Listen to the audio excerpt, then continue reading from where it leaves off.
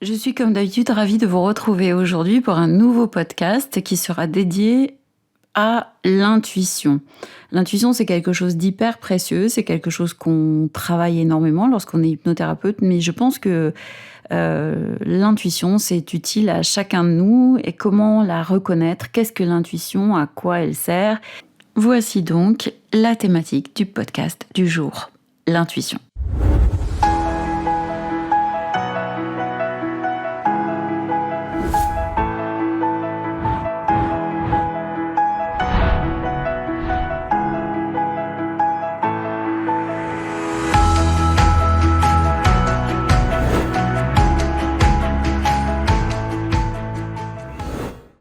Je suis Frédéric Lesourd, je suis hypnothérapeute et j'aide les gens passionnés par le développement personnel et par l'hypnose à devenir eux aussi des hypnothérapeutes gagnants. Alors qu'est-ce que l'intuition? Qu'est-ce qu'on entend par l'intuition? Pour moi, l'intuition, c'est une notion, un véritable concept en soi en fait, qui sert notamment, et on nous le dit suffisamment, lorsqu'il est question de décider quelque chose. C'est-à-dire que lorsqu'on a quelque chose à décider, lorsqu'on est face à un choix, souvent, on entend dire, on nous dit que suis ton intuition, c'est-à-dire suis ton cœur. Alors, quand est-ce qu'on a justement à se confronter à cette voix du cœur? Eh ben, quand on va acheter une maison, quand ça fait déjà 3 fois qu'on est allé la voir et qu'on a l'impression d'avoir un coup de cœur, dans les situations un peu plus complexes où on se dit: «Est-ce que je me sépare? Est-ce que je me sépare pas?» Dans les séparations, on se sert aussi de cette intuition. Est-ce que je suis heureuse? Est-ce que je ne le suis plus avec mon compagnon, ma compagne? Est-ce que je déménage? Est-ce que je déménage pas? Est-ce que je quitte mon job ou est-ce que je quitte pas mon job? Il y a énormément de situations dans lesquelles effectivement on se pose la question, on a un choix à faire et par conséquent, effectivement, c'est important d'aller à la rencontre de notre intuition pour être guidé le mieux possible. Parce que oui, l'intuition nous guide. Parce que probablement cet exemple-là que je vais vous donner, ça va vous parler à tous. Quand on était à l'école primaire devant un test à l'école et puis qu'il y avait à cocher la case A ou la case B, eh ben, on était sûr que c'était A, mais le doute s'installant, cette fameuse voix de l'ego qui dit « mais non, tu vas te planter », hop, finalement, on a coché la case B et on sortait de là en se disant « ah, c'est pas possible, c'était bien la case A ». Je pense que ça, vous devez vous mettre à sourire en vous disant, si c'était pas l'école primaire, c'était peut-être un peu plus tard au collège, mais ça nous est arrivé à tous de dire c'est pas possible, j'avais coché la bonne réponse et finalement j'ai coché autre chose qui n'était pas la bonne réponse. Et en tant qu'hypnothérapeute, en fait, la question de l'intuition, elle se pose chaque jour. C'est-à-dire que je pense que c'est quelque chose que l'on a déjà lorsqu'on s'apprête à être thérapeute, hypnothérapeute, et que on la développe, elle devient de plus en plus fine. Cette part intuitive en nous, qu'on laisse parler ou pas, il y a des gens qui pensent qu'on a tous en nous cette espèce de canal médiumnique qui nous permet finalement de sentir quelle est la décision à prendre. Alors, je ne sais pas si c'est un canal médiumnique ou un canal très perché ou spirituel. Moi, je l'appelle la partie sage de moi-même. C'est-à-dire, en tout cas, quand je suis avec mes patients, c'est la partie de moi qui s'ouvre à l'autre et qui s'ouvre assez rapidement, qui me permet de rejoindre l'autre dans son monde. Et dans ma vie personnelle, je l'appelle la partie très sage, c'est-à-dire c'est une partie qui est là, qui est puissante, qui est forte et qui m'aide et qui me guide si je l'écoute. Et forcément, comme tout le monde, je la laisse pas parler ou bien je me dis c'est pas possible, ça peut pas être bon, cette décision-là, il faut faire autre chose, etc. Et là déjà, à cet égard, j'aimerais vous dire à quel point pour moi l'intuition, quand on dit écouter son intuition, l'intuition ne va pas avec forcément l'instant, le là, tout de suite, le maintenant. C'est-à-dire que quand j'ai quelque chose avec quoi me poser, quand j'ai un choix à faire, quand j'ai une décision, c'est important aussi que j'accepte qu'effectivement, je ne vais pas forcément avoir la réponse là, dans l'immédiat. Et pour ça, je voudrais vraiment insister là-dessus, c'est-à-dire que on a des moments où on se pose une question, on se pose la question de savoir si ça c'est bon pour moi ou ça, et je sais plus trop, et c'est le flou total. Et je dis souvent à mes patients que c'est pas mal aussi de se poser avec ce qui est, se poser et ne pas chercher de réponse dans l'immédiateté, dans le tout de suite là. Je veux absolument savoir si je dis oui, si je dis non. On a vraiment besoin de se poser, on a besoin dans toute décision importante de nos vies, on a vraiment besoin de se laisser aller à l'introspection à l'intérieur de nous-mêmes, là où siège justement l'intuition. Et à contrario, à mon sens, l'intuition, ce n'est pas d'aller quelque part, de regarder quelqu'un en se disant « Ouh là là, celui-là, je le sens pas du tout ». C'est pas tellement de l'intuition, c'est du jugement et c'est aussi le bruit de l'ego qui nous dit méfie-toi, qui rajoute le bruit de la méfiance, de la peur, etc. C'est quelque chose qui vient vraiment de l'intérieur et si on n'a pas cette intuition, on va avoir tendance à s'en remettre aux autres, à avoir besoin de demander l'avis des autres, donc ça rejoint le problème de confiance en soi, alors que quand on écoute cette intuition, quand on sait qu'elle va arriver, quand on sait que, avec certitude, dans 2, 3 jours, 1 semaine, 2 semaines, j'aurai la réponse à ma question, alors on peut vraiment être apaisé et attendre très sereinement la réponse. Alors vous allez peut-être me dire, c'est gentil, mais si elle tarde à venir, si on a confiance en cette intuition, si on a confiance dans cette part de nous, alors forcément elle va se manifester. C'est quand on lâche, justement, quand on lâche prise, quand on arrête de vouloir avoir la réponse dans l'immédiat, qu'elle arrive. C'est un peu comme lorsqu'on cherche quelque chose sans arrêt, quand on cherche le prénom du voisin et qu'on a oublié, mais comment il s'appelle ce voisin, mais j'ai oublié. Vous savez bien que ça revient. Eh bien, c'est la même chose. L'intuition, elle se présente à nous comme une partie très sage qui est là. Et c'est vraiment, moi, j'ai presque envie de vous dire, quand la réponse naît, intuitivement, ça fait un peu waouh. Et c'est accepter qu'au début, elle ne se manifeste pas comme on le souhaiterait, là, tout de suite, qu'on n'entend rien, qu'on ne voit rien, qu'on ne sait pas.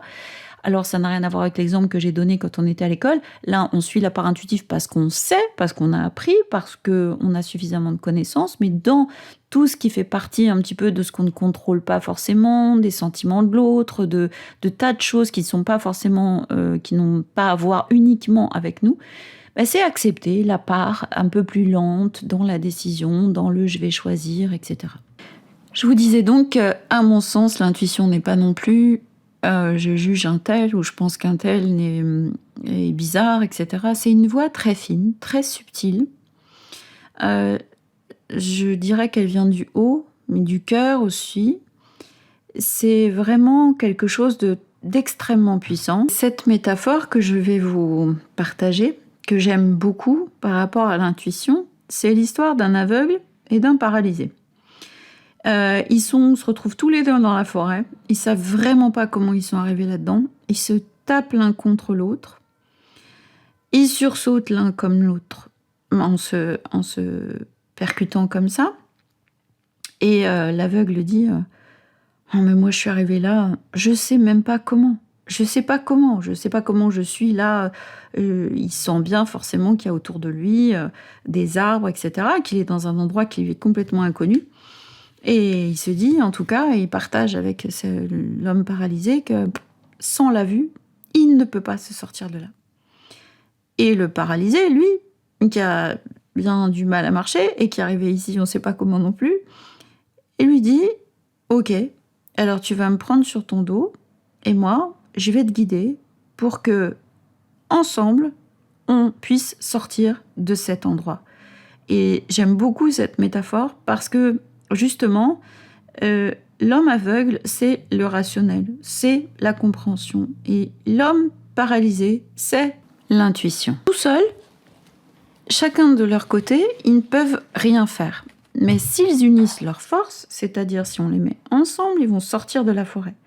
Donc, le sens de la métaphore, c'est que, comme dirait l'autre, on ne voit bien qu'avec le cœur et l'essentiel est invisible pour les yeux, comme disait Saint-Exupéry. Et pour reprendre ce que je disais tout à l'heure, quand on attend justement que les deux parties, que le rationnel, celui qui essaye de comprendre, d'analyser, lâche un peu l'affaire et accepte d'être guidé par la partie la plus subtile, qui est donc l'intuition, alors les choses se délient d'elles-mêmes.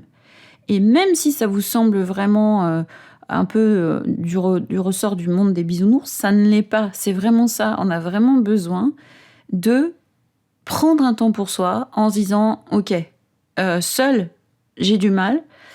Je me pose. Je vois que ça fait je ne sais pas combien de temps que je tourne dans tous les sens avec cette problématique, mais je sais aussi que si je rajoute mon intuition qui va arriver, je le sais bientôt, qui est déjà là en train de bosser, qui essaye de justement de dégager tout ça pour que j'arrive à voir, à avancer et plus à marcher à vue comme ça et rien voir et tâtonner. Je vois, je sens, je ressens et je suis persuadée du résultat. Et ça devient vraiment extrêmement précieux. Donc forcément, l'intuition, c'est aussi cette voix très sage qui va venir un peu dégommer la voix de la peur, puisque si, par exemple, je veux changer de job et je sens que c'est vraiment quelque chose qui me tient à cœur, que ça fait des semaines et des mois, des années que j'y pense, mais que oui, mais, et oui, mais, et oui, mais, la voix de la peur, la voix de l'intuition, elle surgit régulièrement, elle vient et elle se place là et elle se permet justement de donner des pistes, elle donne des pistes, elle montre le vrai chemin, celui qu'on doit prendre. Alors que quand la peur est là, elle bloque l'intuition. Et tant que j'ai peur, c'est extrêmement difficile de laisser parler l'intuition. Lorsqu'il y a ces émotions qui naissent, alors l'intuition, elle, devient difficile à suivre. C'est un peu ce que je vis lorsque je suis avec mes stagiaires. En fait, dès qu'ils sont en situation, en théorie, lorsqu'ils font leurs travaux chez eux, lorsqu'ils enregistrent des protocoles, lorsqu'ils font des inductions, tout est parfait en fait, parce que tout est très créatif, tout est très intuitif. Et lorsqu'ils se retrouvent avec des personnes de l'extérieur, en plus à côté de moi, ils commencent forcément à avoir un peu peur et on sent que cette peur-là fait barrage à l'intuition. Et quand on revient là-dessus, c'est super important, c'est de se dire, d'accord, ok, j'ai entendu la voix de la peur, elle a fait barrage à la voix de l'intuition, mais qu'est-ce que je peux faire de cette peur ? Cette peur, c'est un signal qui fait partie de mes anciens schémas, de me dire, tu vas te tromper, tu vas être nul. Mais la voix de l'intuition, elle nous emmène exactement là où on sait faire. Là où on sait déjà. C'est ça en fait, on sait déjà. Et dans ma posture d'hypnothérapeute au quotidien, c'est un peu ça en fait, c'est s'autoriser à être un expert de ce qu'on fait tous les jours, se sentir vraiment à notre juste place dans ce rôle d'expert, avec de l'expérience, avec toujours plus d'aisance, avec des erreurs bien sûr, mais quand il est question de je sais faire, alors je sais que je sais. Et je me remets pas en question et je suis pas en train d'écouter ma peur qui me dit oh, cette situation était extrêmement difficile, ce patient arrive avec une thématique vraiment très lourde, est-ce que je vais savoir faire ? Oui, bien sûr. Si je suis mon cœur et mon intuition, alors la peur peut être là, mais elle prendra pas tout l'espace.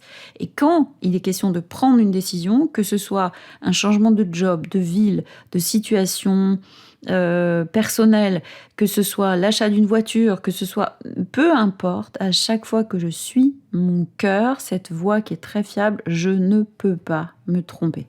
Et je pense que justement l'une des pistes très intéressantes avec l'intuition, c'est de se poser à soi-même la question, mais pas dans le brouhaha, pas dans les questions qui fusent là, comme ça, pas dans oui, mais comment, etc., avec les émotions qui sont là, qui se pointent et qui nous mènent au chaos intérieur. C'est se poser la question de tiens, est-ce que c'est bon pour moi d'aller là-bas ou comment je fais pour aller là-bas, dans tel sens. Se poser cette question dans le silence, dans le calme, un peu comme un retrait, s'autoriser au retrait. Poser une question le soir, quand on est tranquille avant de dormir, avec cette intention justement, cette intention d'avoir la réponse, ou en tout cas un chemin qui s'ouvre à soi, et se la poser à soi, à l'intérieur de soi.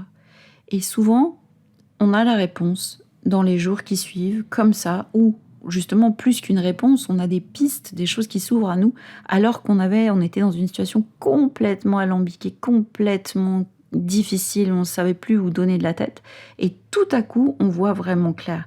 Et je vous engage vraiment à faire ça, C'est dans le calme que vous trouverez vos réponses intuitives. Est-ce que je dois accepter ce job? Est-ce que j'achète cette maison? Est-ce que je quitte mon ami? Est-ce que je déménage? Toutes ces questions et les réponses à ces questions importantes, vous allez les avoir quand vous vous autorisez à vous poser dans l'acceptation de je ne sais pas encore, mais je sais que ça va arriver. Et je me pose dans le silence avec cette question. Vraiment, je vous engage à faire ça parce que c'est juste miraculeux. Ça n'a plus rien à voir avec les émotions qui sont vraiment qui sont en train de prendre possession de notre être et de notre tête, de notre corps. Et c'est tellement compliqué qu'on ne peut pas sentir l'intuition dans ces instants-là. Et alors, il n'y a rien de mieux que d'accepter qu'on n'ait pas la réponse immédiate, de se poser avec, dans le silence, et d'attendre. Et depuis que je travaille l'intuition pour moi-même, parce que, encore une fois, moi, dans ma profession, je la travaille, mais c'est pas la même chose que dans ma vie personnelle. Mais cette intuition, c'est vraiment cette part qui sait déjà pas mal de choses, ce qui n'a rien à voir avec je sais tout, mais je sais déjà pas mal de choses et j'entre dans le monde de l'autre. Mais dans ma part personnelle, c'est vraiment accepter que ça se fasse dans le silence, accepter que ça n'arrive pas quand on le veut, accepter justement de se poser avec soi, accepter de se dire voilà, j'ai besoin de temps pour trouver cette réponse. Et je vois aussi en travaillant avec mes patients que quand ils partagent ce point de vue qu'effectivement, ok, j'accepte que je pense à une patiente qui est venue me voir récemment parce que dans son couple c'est un chaos pas possible et elle me dit j'ai peur et je sais plus quoi faire, mais en même temps il y avait ces petites parts intuitives et c'est super important et je vous engage aussi à répondre à cette question si vous êtes dans un moment de votre vie où vous doutez, vous ne savez plus, posez-vous la question.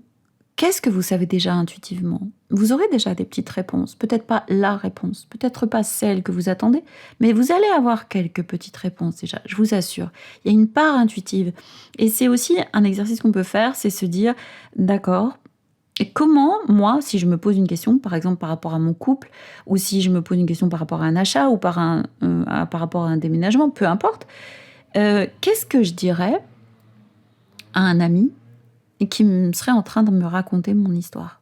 Il serait en train de me dire, voilà, écoute, j'en peux plus, là, ce job, je sais vraiment plus, je sais plus quoi faire. Et c'est incroyable, comme lorsqu'on inverse, lorsqu'on fait ce jeu de rôle, et qu'on se dit, d'accord, je me mets à la place d'un autre, j'imagine un ami, et je lui raconte mon histoire. Alors la part intuitive est en train de monter parce que pour l'autre, généralement, on est bien mieux chaussé que pour soi-même. Et là, on sent la part bienveillante, la part empathique. Si l'autre veut un conseil, on est prêt à lui donner. On est prêt vraiment à être totalement dans l'écoute et à entendre ses besoins. Donc ça peut être un jeu de rôle qui est vraiment très important. Après, l'intuition, et les patients, encore une fois, que j'ai, pour la plupart s'y prêtent, c'est aussi un peu la part spirituelle, la source de la sagesse intérieure.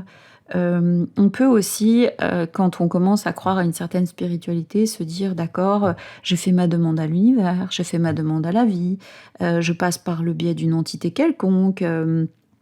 Et on finit par se dire tiens, l'univers m'a répondu, la vie m'a envoyé ça, je sais maintenant que j'ai ma réponse pour tel ou tel domaine. Mais honnêtement, je pense vraiment que la vie m'envoie ça ou l'univers m'envoie ça, ça reste quand même ce moi supérieur qui est en nous et qui sait déjà. Et une fois qu'on l'autorise à parler, une fois qu'on autorise vraiment, on s'autorise à l'entendre, une fois qu'on a accueilli ce qu'étaient les émotions et que c'est là et que ça bloque et qu'on n'arrive pas forcément à avancer à cause de ça, alors ce moi supérieur, comme moi j'aime bien l'appeler, va commencer à s'exprimer. Mais vraiment. Et vraiment, j'espère que vous aurez trouvé dans ce podcast des petites pistes qui vous permettront de vous poser tranquillement en acceptant. Peut-être que là où vous en êtes aujourd'hui, vous n'avez pas toutes vos réponses, mais ça va venir. Ça va venir si vraiment vous vous adonnez à ce petit jeu de vous dire « Ok, je sais peut-être pas, mais une partie c'est déjà. Je sais que je sais, je vais obtenir ma réponse et puis je lâche. je lâche, je laisse faire, je pose mes demandes dans le silence, pas dans l'agitation. Je me pose avec moi-même, je m'autorise à sentir tout ça, je m'autorise aussi à prendre un petit peu de temps, parce qu'on n'est pas toujours patient. Je m'autorise à faire ce jeu de, tiens, comment c'est si je raconte mon histoire à Pierre ou à Paul ? Vraiment sincèrement. Je pense qu'il y a des petites pistes qui pourront être super intéressantes pour vous si vous jouez le jeu et si effectivement vous aussi vous avez envie d'aller de plus en plus vers cette intuition, cette part cachée, ces ressources qui sont juste une pépite. J'espère que vous avez eu autant de plaisir à écouter ce podcast que j'ai eu à le faire pour vous et à le partager. N'hésitez pas à liker, à commenter et je vous dis à très vite pour la suite.